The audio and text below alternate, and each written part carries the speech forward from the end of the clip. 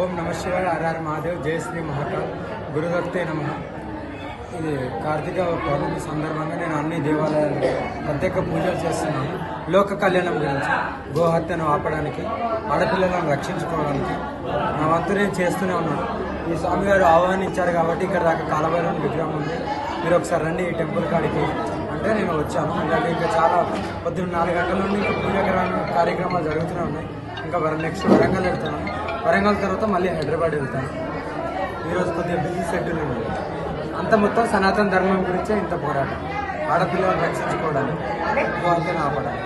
కొంత తెలంగాణలో స్వేచ్ఛగా తిరిగారు, ఆంధ్రప్రదేశ్లో కొంత నిర్బంధాలు జరిగినాయి కదా, దాని మీద ఏదైనా నా మంచికే.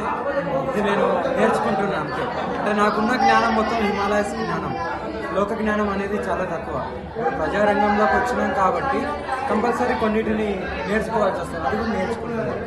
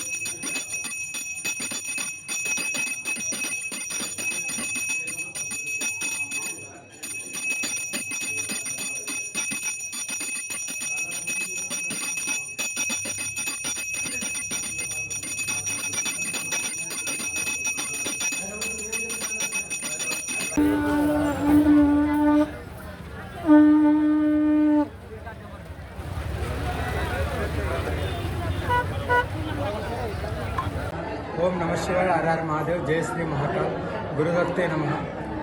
ఇది కార్తీక పౌర్ణమి సందర్భంగా నేను అన్ని దేవాలయాల్లో ప్రత్యేక పూజలు చేస్తున్నాను. లోక కళ్యాణం గురించి, గోహత్యను ఆపడానికి, ఆడపిల్లలను రక్షించుకోవడానికి నా వంతు నేను చేస్తూనే ఉన్నాను.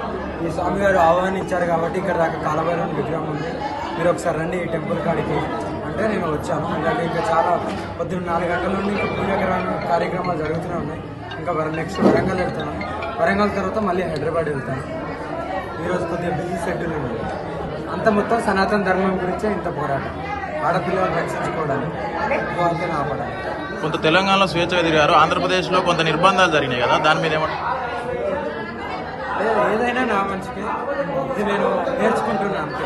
అంటే నాకున్న జ్ఞానం మొత్తం హిమాలయస్ జ్ఞానం, లోక జ్ఞానం అనేది చాలా తక్కువ.